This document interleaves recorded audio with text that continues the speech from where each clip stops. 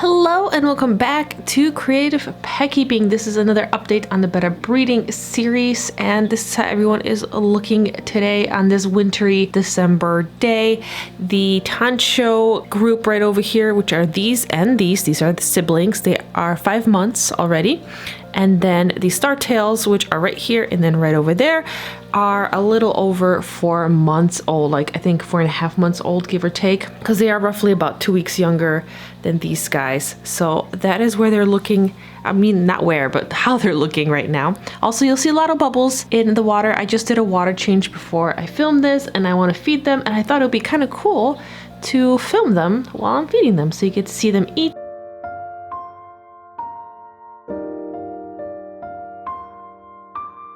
Today on the menu are 3 different things I'm going to feed them because I do like to feed variety. So this is a smaller kind of pellet that I will be feeding them, which some of the bigger ones really enjoy eating.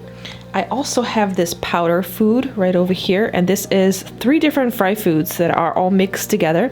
So some of the smaller ones will be able to eat it, but because these tanks are bare bottom, they will be able to pick off all the smaller food. And then for more variety, I'm also going to add a little bit of Bug Bites, the color enhancing red ones. This is not sponsored. I'm just using them. I really like it. Bug Bites are pretty cool. So it's going to be 3 different types of foods that I'm going to be feeding them.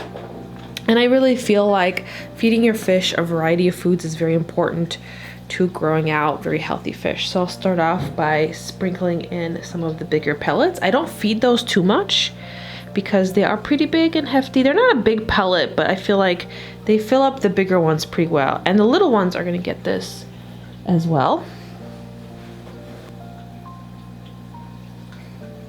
Now I'm gonna add in the powder food. The powder food is really hard to kind of show you properly. Oh, I just dropped some. Oh no, I'm gonna have to vacuum that.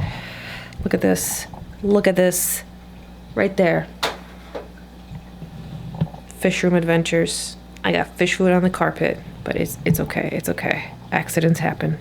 This is the food. I'm not gonna tilt it anymore, but it's a nice mixture of different fry foods that I've kind of collected over the past 2 years, and I just kind of mix it in here, and then I keep the rest in the fridge, and I feel like that ensures that my food stays fresh for as long as possible.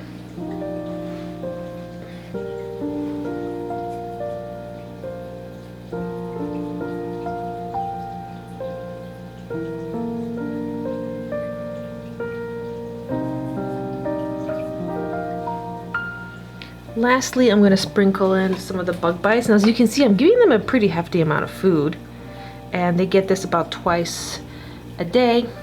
I do water changes now 2 to 3 times a week to make sure to handle the bio load.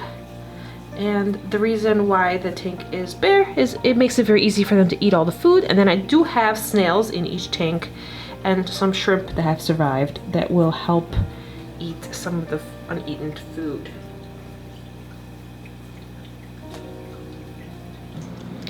Now that everyone's had their breakfast, I wanted to give you an update on how everyone is doing.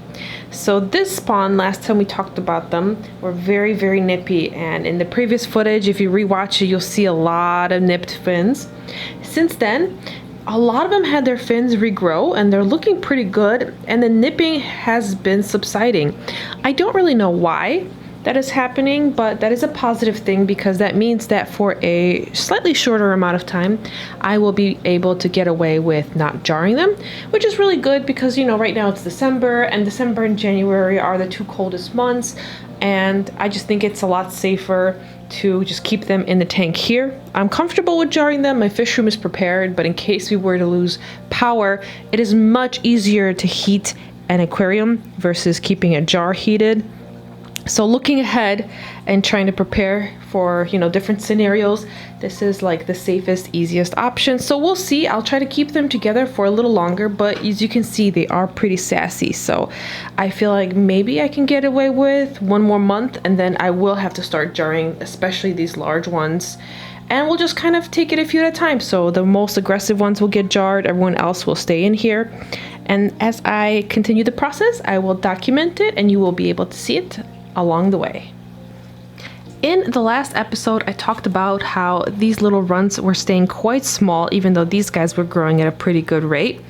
But luckily, in the past 2 weeks, these little ones have been starting to catch up. So you can see they're starting to get to a good size as well. Also, whenever I do water changes, all my plants will kind of float up because of all of the air bubbles. And then by the end of the night, everything will like plop back down. So usually I try to do a water change and I'll film the next day.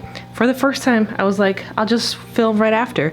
And it's kind of weird. And I feel like I have to explain it because it's kind of weird. But at the same time, for me, it's not weird. Just fish room things. Just fish room things. But that's kind of the update. Nothing super like crazy or exciting has been happening with them. They look nice. Some of them are starting to marble. I'm hoping maybe we'll see some tancho patterns pop up in a few months. From my experience, the tancho patterns always pop up later.